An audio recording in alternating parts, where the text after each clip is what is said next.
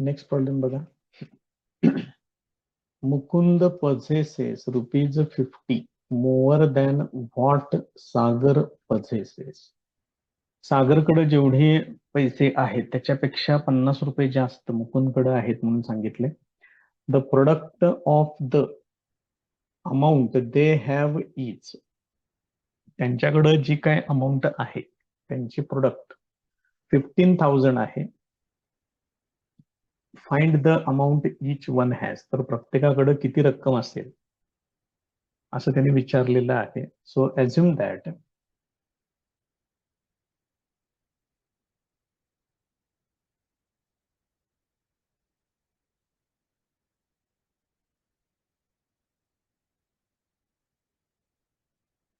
सागर possesses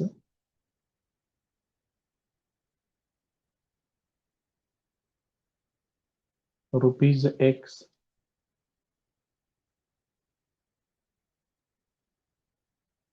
Therefore,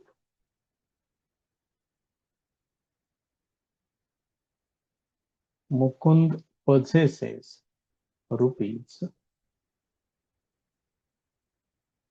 ₹X plus 50. बघा त्यांनी जी काही कंडिशन सुरुवातीला दिलेली आहे त्याचा अर्थ तसाच निघतोय का बघा. आता या दोघांचा प्रोडक्ट 15,000 सांगितलेला आहे.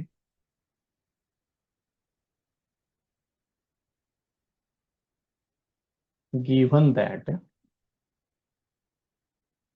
X into X plus 50 is equal to 15,000 असं त्याने दिलेलं आहे.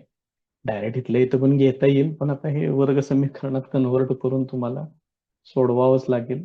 x² प्लस 50x त्या अलीकडे घ्या.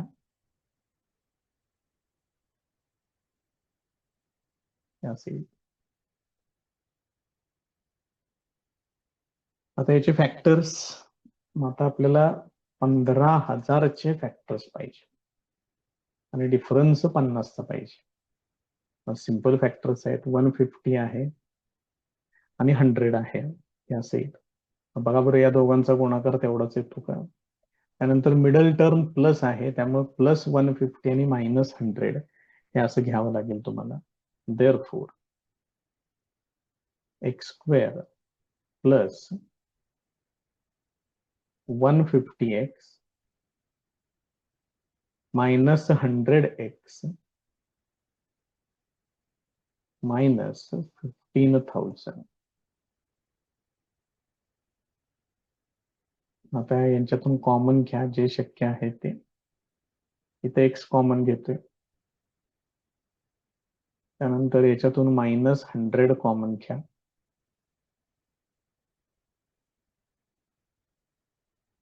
असे परत x प्लस 150 कॉमन घ्या.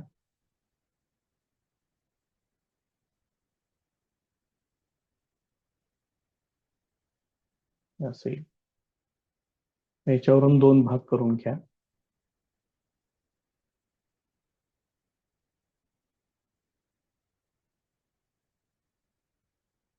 असेल याच्यावरून 2 व्हॅल्यूज येतील.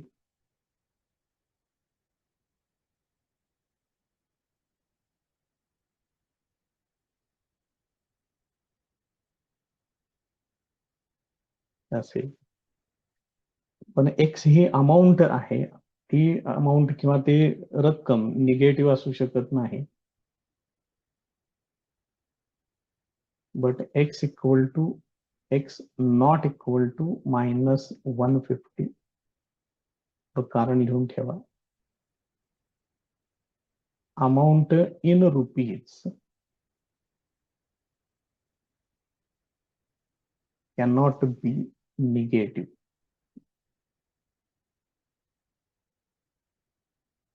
Therefore, x equal to 100.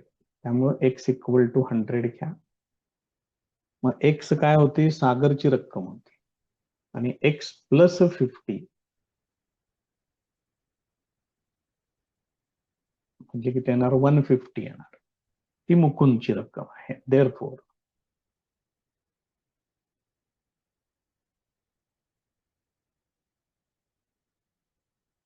Sagar has ₹100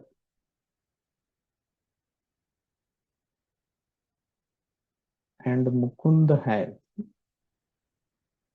₹150. या पद्धतीनं त्यांच्याकडच्या अमाउंट्स मिळतील तुम्हाला. नेक्स्ट प्रॉब्लेम बघा.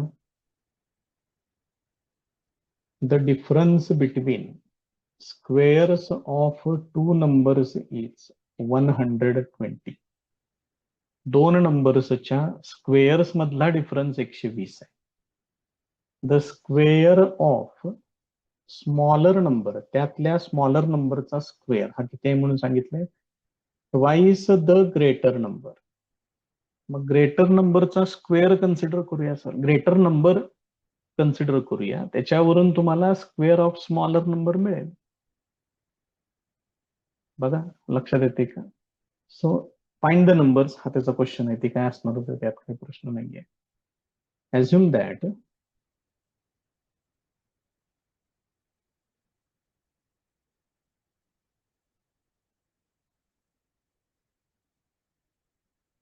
greater number equal to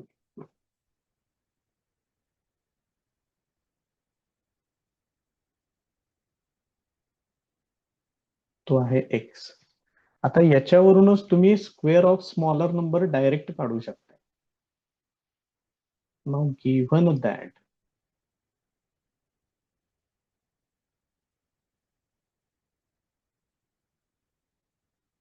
square of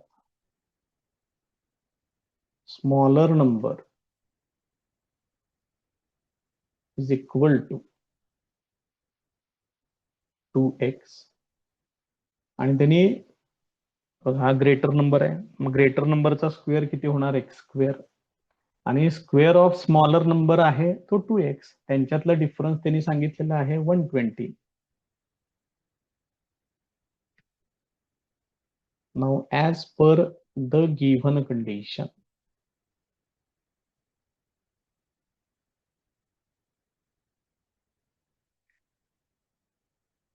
दिलेल्या कंडिशन नुसार डिफरन्स बिटवीन स्क्वेअर्स, ग्रेटर नंबरचा स्क्वेअर काय येणार x स्क्वेअर, आणि हा पूर्ण स्क्वेअर ऑफ स्मॉलर नंबरच एवढा आहे 2x. हे दोन नंबर्सच्या वर्गांची वजाबाकी झाली, त्यांनी सांगितले त्या पद्धतीने. दिस इज इक्वल टू 120 हे असेल. हे फक्त इकडे घ्या, x square minus 2x minus 120, this is equal to 0. आता हे सोडवायचं आहे आपल्याला. मायनस 120 12 गुणिले 10 असं घेऊ शकताय. मिडल टर्म मायनस आहे, त्यामुळे -12 आणि +10 हे असे येणार. Therefore x square minus 12x plus 10x minus 120, this is equal to 0. पहिल्या दोघांच्यातून x कॉमन घ्या, दुसऱ्या दोघांच्यातून 10 कॉमन घ्या, असे. परत यांच्यातून x मायनस 12 कॉमन घ्या,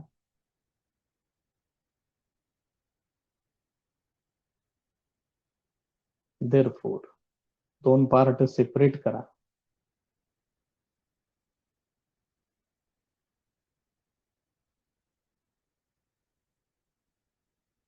Therefore x equal to 12 or x equal to -10 अशा दोन व्हॅल्यूज मिळतील.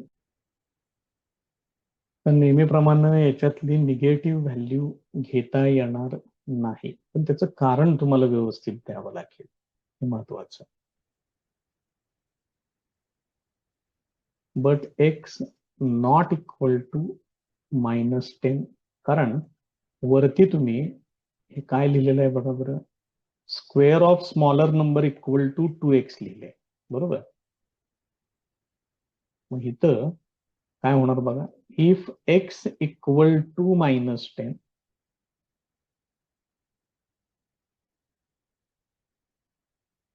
Square of smaller number is equal to किती येते, 2x आहे, म्हणजेच हे किती येणार, 2 इंटू -10 होणार, म्हणजेच हे येणार -20 येणार. मग कोणत्याही रिअल नंबरचा स्क्वेअर निगेटिव्ह येत नाही. But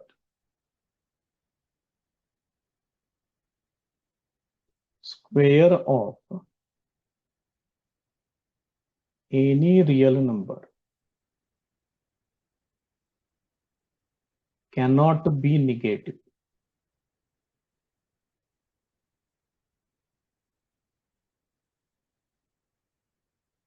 Therefore, x is not equal to -10. त्याच्यामुळे x इक्वल टू तुम्हाला काय घ्यावं लागेल, 12 घ्यावं लागेल. Therefore, x equal to 12. हे लक्षात ठेवा, हे व्यवस्थित मांडा बरं. नाव स्क्वेअर ऑफ स्मॉलर नंबर, त्याला मी डायरेक्ट असं म्हणते,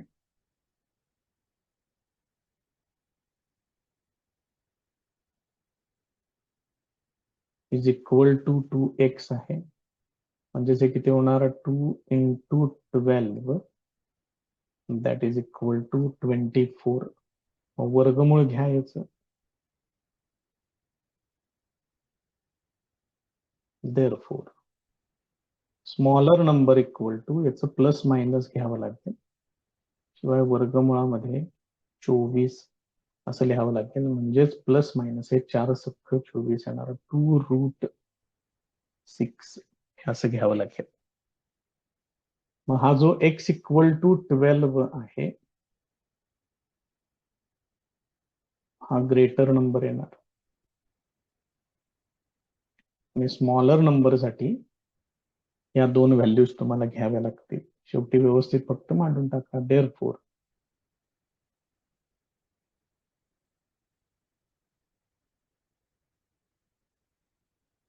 greater number equal to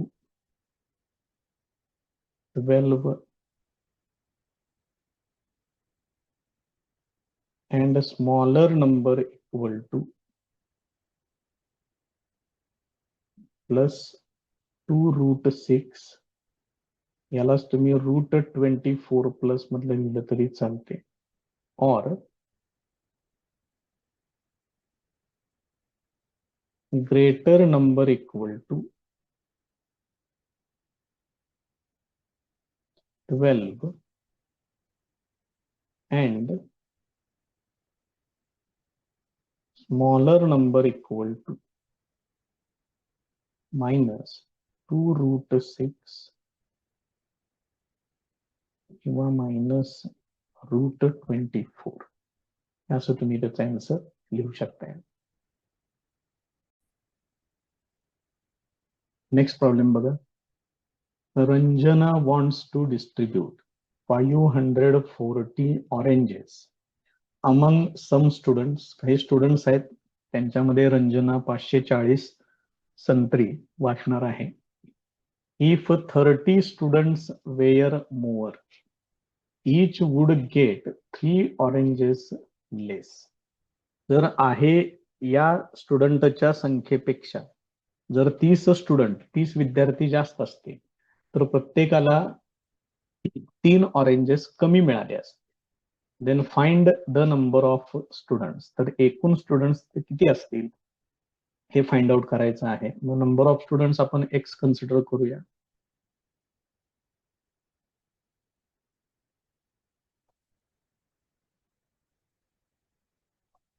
Assume that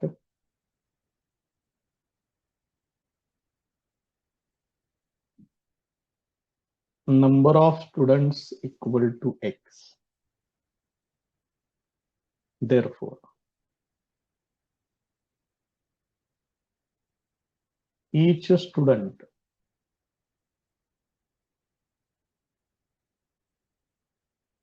will get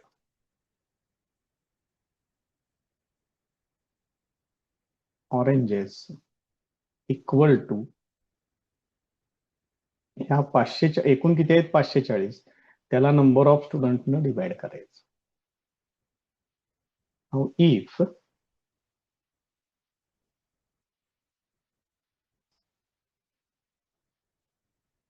number of students equal to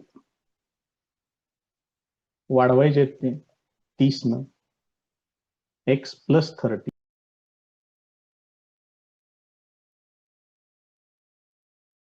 मधूनच असं नीट गेलं की असा प्रॉब्लेम होतोय. So if number of students equal to x + 30 जर एवढे स्टुडंट्स असतील देन each student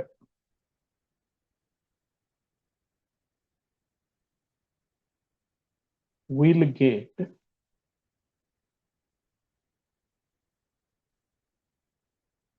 oranges. मग किती मिळतील प्रत्येकाला 540 ला 540 ला नंबर ऑफ स्टुडंट्सनं डिव्हाइड करावं लागेल. मग साहजिकच विद्यार्थ्यांची संख्या वाढल्यामुळे प्रत्येकाला मिळणाऱ्या संत्र्यांची संख्या ही कमी होईल. मग यांच्यातला डिफरन्स त्यांनी दिलेला आहे किती प्रत्येक विद्यार्थ्याला 3 ऑरेंजेस कमी मिळतील. याचा अर्थ हे जे प्रत्येकाला मिळणाऱ्या ऑरेंजेसची जी संख्या आहे यांची वजाबाकी 3 येणार. देअरफॉर फ्रॉम गिव्हन कंडिशन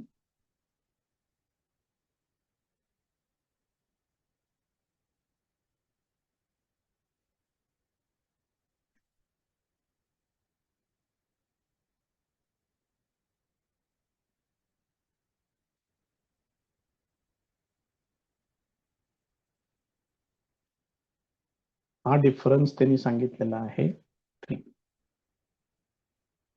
आता हे फक्त सोडवा ह्याला सिम्प्लिफाय करायचं आहे. मग याच्यामधून मी सरळ 540 हे कॉमनच घेतो इथं सरळ.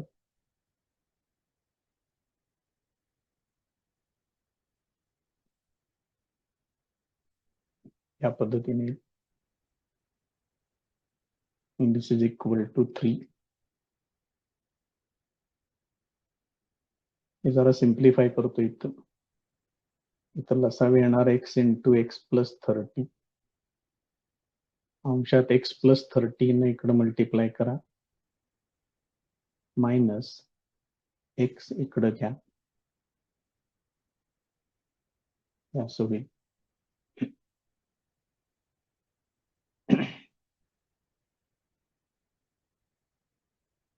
आता याच्यामध्ये हे x आणि हे -x कॅन्सल होईल. आता याला अजून काय सिम्प्लिफाय करता येईल ते बघा. 3 ने याला डिव्हाइड करून घेऊया. 3 ने याला जर डिव्हाइड केलं तर 540 into 10 divided by x into x + 30 इकडं पण 3 न डिव्हाइड करा म्हणजे इथं 1 येणार इकडं.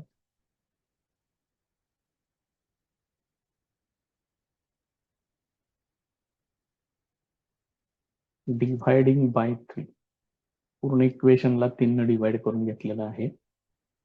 मग आता हे इकडे पाठवून घ्या म्हणजे किती होते 5400 हे इकडे शिल्लक राहील आणि यानं इकडे मल्टिप्लाय करा x into bracket x + 30 x नाथ मल्टिप्लाय करा x² + 30x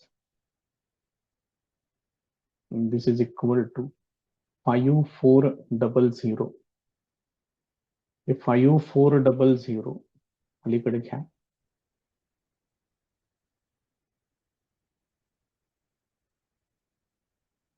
असेल. मग हे तुमचं क्वाड्रॅटिक इक्वेशन तयार होईल.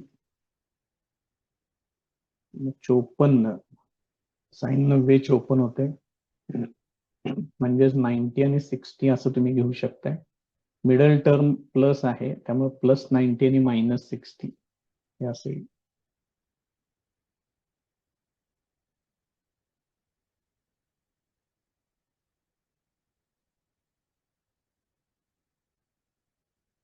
या दोघांच्यातून एक्स कॉमन घ्या, या दोघांच्यातून -60 कॉमन घ्या, म्हणजे x into bracket x plus 90 येणार, -60 इंटू ब्रॅकेट चिन्ह बदलून घ्या, तर पण एक्स प्लस 90 येणार. तर यांच्यातून परत एक्स प्लस 90 कॉमन घ्या,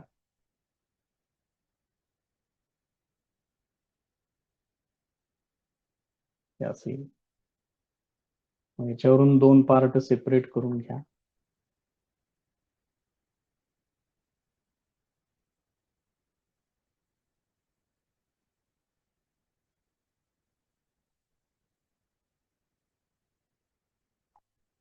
Therefore x equal to -90 or x equal to 60. आता x ही स्टुडंटची संख्या आहे, त्यामुळे ती निगेटिव्ह असणार नाही. But x not equal to -90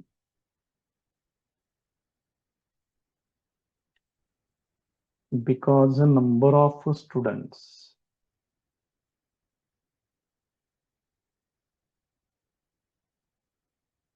cannot be negative.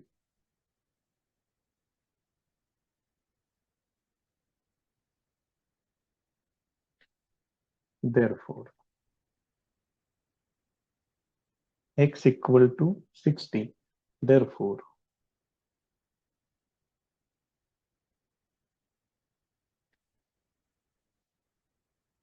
number of students equal to 60. It's the answer.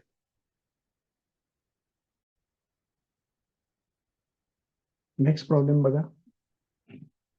Mr. Dinesh owns an agricultural farm at village आणि तळवेल, तळवेल का तळवेल काय म्हणताय बघा आता त्याला, ते त्या गावाचं नाव आहे. The length of the farm is 10 meter more than twice the breadth. मग breadth x कन्सिडर करूया, त्याची दुप्पट म्हणजे 2x प्लस 10 ही एवढी लेंथ असणार, ब्रेडथ असणार x. In order to harvest rain water, म्हणजे पावसाचं पाणी जे येतं ते वापरण्यासाठी, कलेक्ट करण्यासाठी त्यानं काय केलेलं आहे बघा. He dug a square shaped pond inside the farm. त्या फार्म मध्येच एक स्क्वेअर शेपचं पॉन्ड त्यानं तयार केलेलं आहे. The side of a pond is 1/3 of the breadth of the farm. मग फार्मची ब्रेडथ आपण एक्स कन्सिडर केले, त्याचं 1/3 म्हणजे x/3 ही त्या पॉन्डची बाजू असेल. आणि पॉन्ड कसला आहे म्हणून सांगितले, square shaped. Area of the farm is 20 times the area of the pond. पूर्ण शेताचा एरिया हा त्या पॉन्डच्या एरियाच्या 20 पटीने जास्त आहे. Find the length and breadth of the farm and of the pond.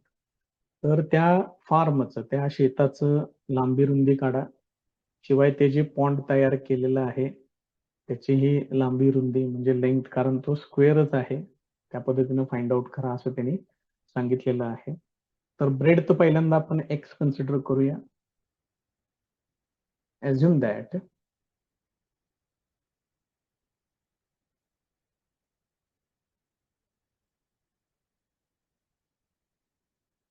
breadth of the farm is equal to x metre. त्याच्यानंतर त्याच्यावरून तुम्ही लेंथ लिहू शकताय. therefore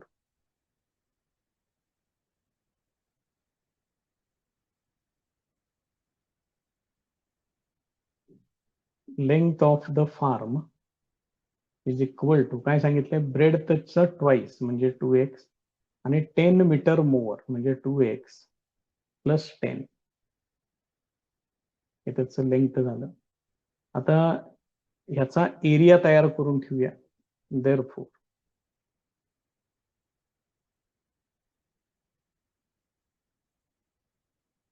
area of the farm equal to length into breadth असं येणार.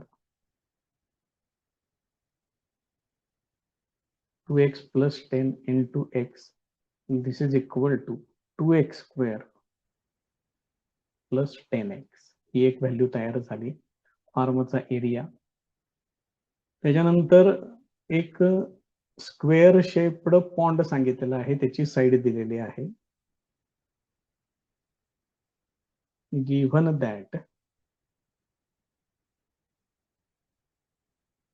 Side of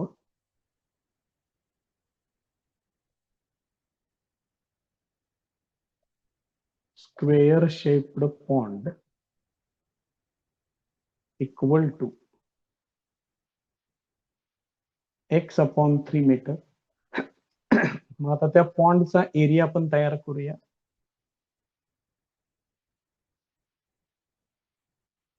area of pond equal to, तो किती होणार, x अपॉन 3 त्याचा स्क्वेअर, कारण तो स्क्वेअर शेप्ड आहे त्यामुळे साइडचा स्क्वेअर येणार फक्त. मग x स्क्वेअर अपॉन 9 असा त्याचा एरिया येईल. आता ह्या एरिया बद्दल त्यांनी काय सांगितले बघा. Area of farm is 20 times the area of pond असं त्यांनी दिलेलं. नाउ गिव्हन दॅट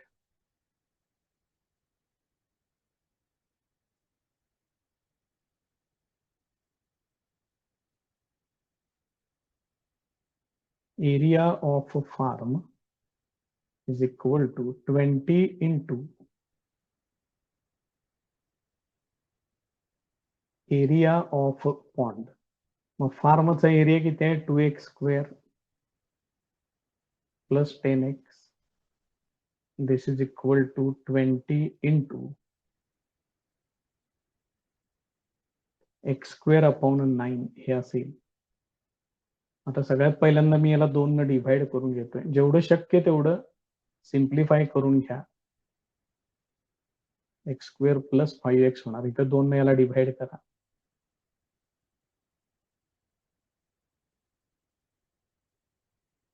हे असेल.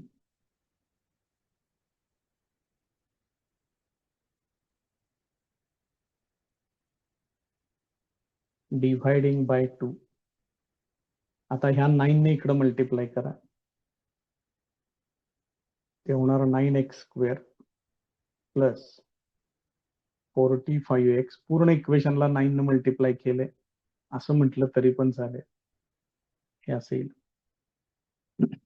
इथे लिहितोय मी पुढं, multiplying bye 9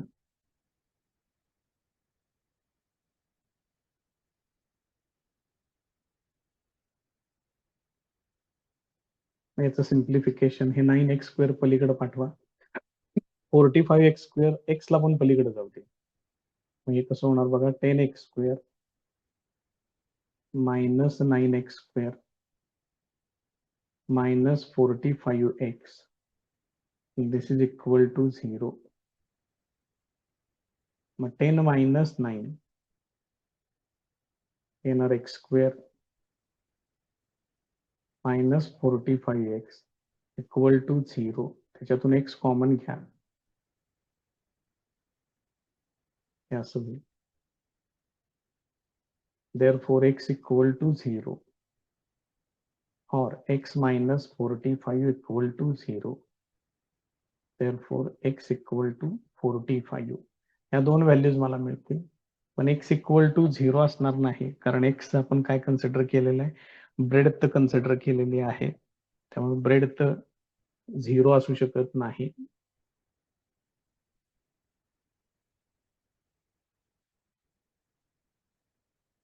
But x not equal to 0 since x represents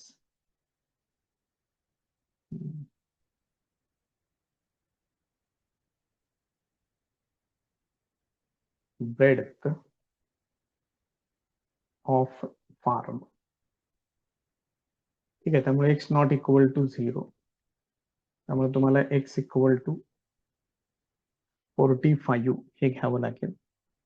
मग 45 मीटर ही झाली ब्रेडथ झाली. मग त्याच्यावरून लेंथ किती आहे बघा,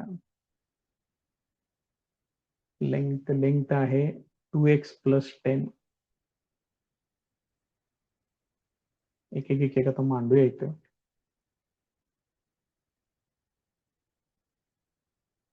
Therefore, breadth of a farm equal to x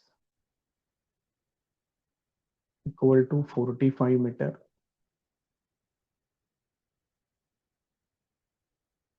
त्यानंतर length of a farm equal to, ते किती आहे बघा, 2x. बघितलं तरी पण एकदा चेक करा, चुकायला नको ना. 2x plus 10 meter.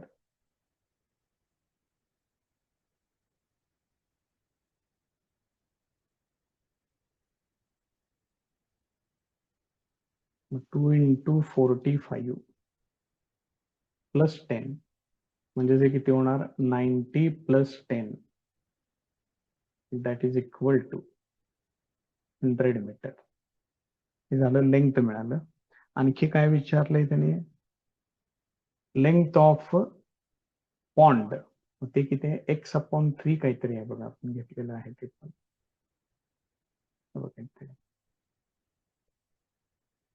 Side of pond असं करू त्याला.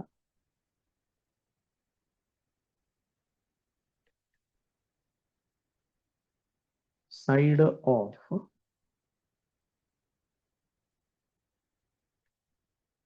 Square shaped pond is equal to x/3.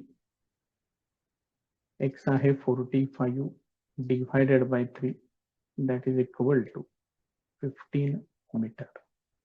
ही सगळी ओळीनं हे 3 व्हॅल्यूज त्यांनी ज्या विचारलेल्या आहेत त्या या पद्धतीनं पूर्ण करा. नेक्स्ट प्रॉब्लेम बघा. A tank fills completely in 2 hours if both the taps are open. एक टँक भरण्यासाठी 2 तास लागतात जर त्याला जोडलेले 2 नळ एका वेळी ओपन केले, म्हणजे सुरू ठेवले तर. If only one of the taps is open at the given time. जर तुम्ही एका वेळी एकच नळ जर सुरू ठेवला, then the smaller tap takes 3 hours more than the larger one to fill the tank. तर त्याच्यातला जो छोटा नळ आहे, स्मॉलर नळ जो काय आहे, आकारानं छोटासा असेल तो, दॅट स्मॉलर टॅप, छोटा नळ 3 तास जास्त वेळ घेतो मोठ्या नळापेक्षा. बघा, म्हणजे लार्जर टॅप जो आहे त्याच्यातून पाणी जास्त प्रमाणात पडत असणार आहे. जो छोटा नळ असणार आहे, स्मॉलर टॅप असणार आहे, त्याच्यातून पाणी कमी पडत असणार आहे. त्यामुळे साहजिकच स्मॉलर टॅपला जास्त वेळ लागेल, आणि तो किती वेळ जास्तीचा लागतो ते सांगितलेलं आहे, 3 hours more. बघा, लक्षात येते का. So how much time does each tap take to fill the tank completely. म्हणजे जर समजा प्रत्येक नळ तो टँक जर कम्प्लिटली फिलअप करायचा असेल तर सेपरेट किती वेळ प्रत्येकाला लागेल हे कन्सिडर त्यांनी विचारलेलं आहे. आता आपल्याला काय कन्सिडर केलं पाहिजे ते बघा, इथं आहे ते वाक्य, the smaller tap takes 3 hours more than the larger one to fill the tank. आपण असं कन्सिडर केलं पाहिजे, लार्जर वनला x कन्सिडर केलं पाहिजे, x hours. मग तुम्हाला स्मॉलर टॅप साठी लिहिता येईल. So assume that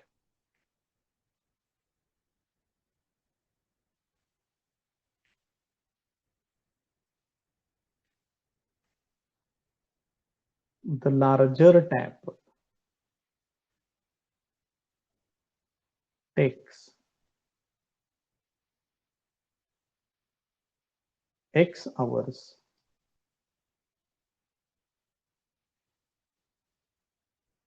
to fill the tank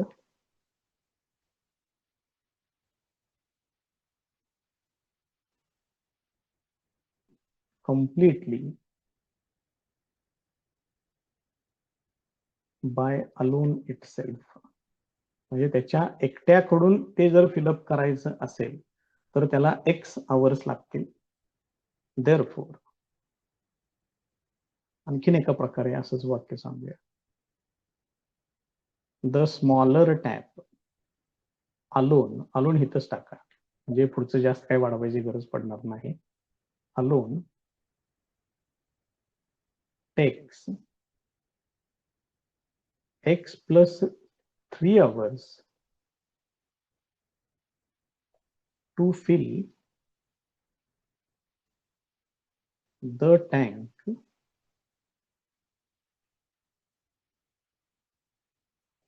completely. आता हे प्रत्येकाला लागणारे वेळ, प्रत्येकाला लागणारे तास आपण काढलेले आहेत. Therefore, in 1 hour, मग एका तासामध्ये लार्जर टॅप त्याला किती भरेल आणि स्मॉलर टॅप किती भरेल हे काढूया. Larger tap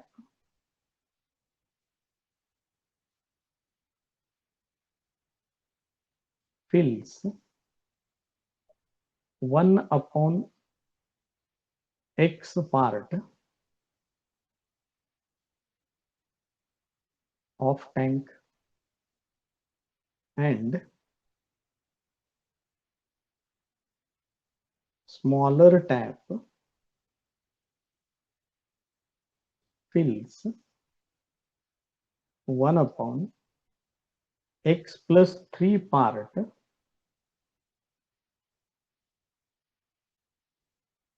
of tank. हे प्रत्येकाचं सेपरेट सेपरेट झालं तर दोन्ही मिळून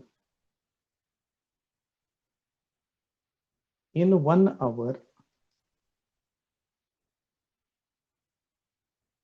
both taps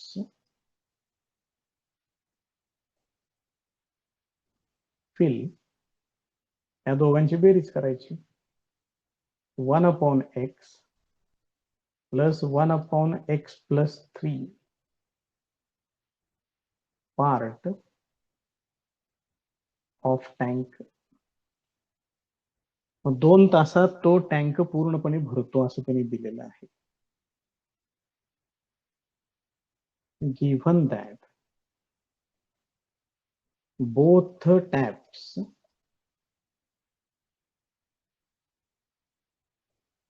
fill the tank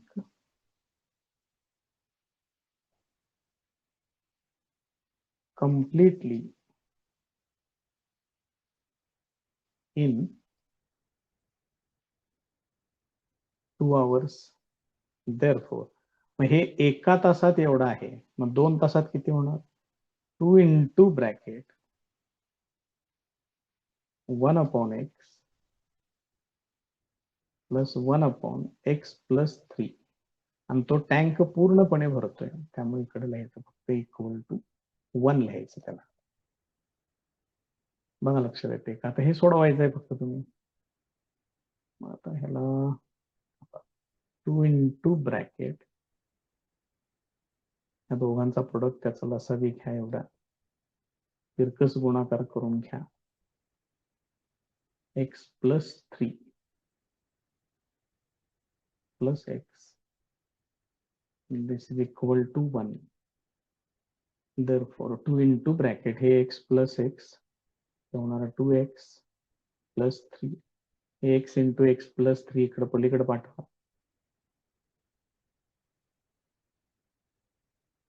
हे सिम्प्लिफाय करा, 2 ने मल्टिप्लाय करून घ्या. 2 into 2 4x plus 6, this is equal to x square plus 3x हे असेल. आता याचं सिम्प्लिफिकेशन हे सगळं इकडे घ्या. x square plus 3x minus 4x minus 6 equal to 0. Therefore x square minus x minus 6 equal to 0. मग मायनस 6 चे फॅक्टर्स पाहिजेत मला. 3 आणि 2, आता ज्या अर्थी हे मायनस आहे त्या अर्थी एक प्लस येणार, एक मायनस येणार. मग मायनस, मिडल टर्मचं साइन मायनस आहे. मोठ्या संख्येला वजा चिन्ह द्या, लहान संख्येला अधिक चिन्ह द्या. Therefore x square minus 3x plus 2x minus 6 equal to 0. त्याच्यातून x कॉमन घ्या, त्याच्यातून 2 कॉमन घ्या,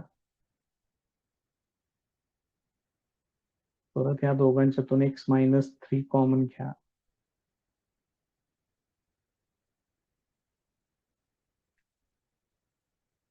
असं शिल्लक राहील. देअरफॉर हे दोन पार्ट सेपरेट करून घ्या.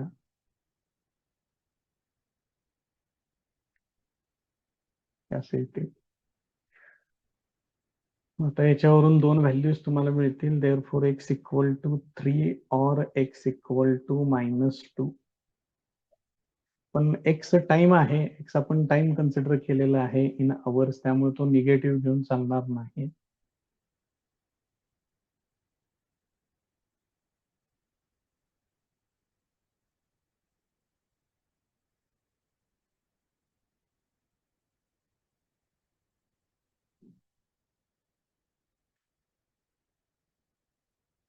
टाइम निगेटिव्ह तुम्ही घेऊ शकत नाही, मग ही निगेटिव्ह व्हॅल्यू चालणार नाही. Therefore x equal to 3. मग x आपण काय कन्सिडर केलेला आहे बघा, लार्जर टॅपला लागणारा वेळ असेल तो. बघा परत एकदा, ठीक आहे. लार्जर टॅपचा x आहे आणि स्मॉलर टॅपचा x+3 आहे. x equal to 3. Therefore x+3 ही पण एक व्हॅल्यू लागणार आहे मला. Therefore larger tab takes 3 hours and smaller tab takes 6 hours separately, म्हणजे प्रत्येकाचे वेगवेगळे, to fill the tank. त्याचे आन्सर या पद्धतीने ते कंप्लीट करा.